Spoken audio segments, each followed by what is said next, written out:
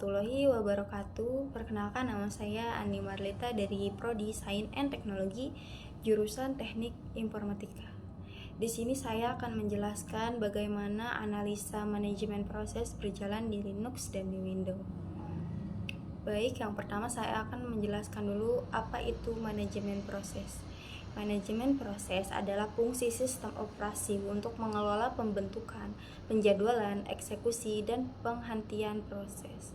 Tujuannya adalah memastikan pengguna sumber daya sistem seperti CPU, memori, dan perangkat I/O secara efisien.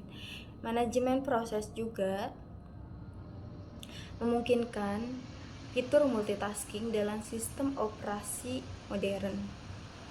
Manajemen proses di Windows. Sekilas mengenai proses dan thread di Windows. Windows menggunakan NT kernel sejak Windows 2000 menggantikan DOS yang mendukung free type multitasking dan symmetric multiprocessing atau SMP. Dalam Windows, proses instansi program yang berjalan dan thread proses ringan yang berjalan dalam konteks proses lain dan berbagi alamat memori. Windows dalam penjadwalan proses. Setiap proses memiliki 6 tingkat prioritas. Yang pertama yaitu real time, high, above normal, normal, below normal, atau low. Proses dengan prioritas lebih tinggi mendapatkan perhatian lebih dari CPU. Proses juga memiliki irisan waktu, time slash menentukan durasi eksekusi proses sebelum beralih ke proses lain. Manajemen proses di Linux. Berbeda dari Windows, definisinya proses dan thread dianggap sebagai entitas yang sama. Disebut task. Setiap task memiliki feed atau proses ID unik. Penjadwalan proses menggunakan Completed File Scheduler CFS pada versi Linux sebelum 6.6, namun pengguna dapat mengubahnya sesuai keperluan. CFS telah diganti dengan Airlines Eligible Virtual Deadline Freeze atau EEFDF di Linux 6.6+. Penjadwalan proses di Linux. CFS bertujuan memberikan waktu CPU secara adil kepada semua proses. EEFDF mementingkan proses dengan keperluan waktu dan latensi yang ketat. CFS dan EEFDF menggunakan konsep virtual runtime dan deadline untuk menentukan urutan eksekusi. Proses dengan virtual runtime terkecil dieksekusi terlebih dahulu.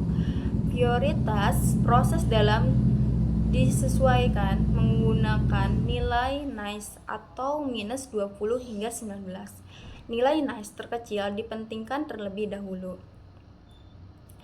Alat manajemen proses di Windows atau Task Manager. Task Manager memberikan beberapa kendali kepada pengguna untuk memulai, memberhentikan, mengatur, dan menganalisis proses yang berjalan. Di Linux atau PS, proses snapshot menunjukkan daftar proses yang sedang berjalan, baik terlihat atau foreground dan juga tidak terlihat atau background.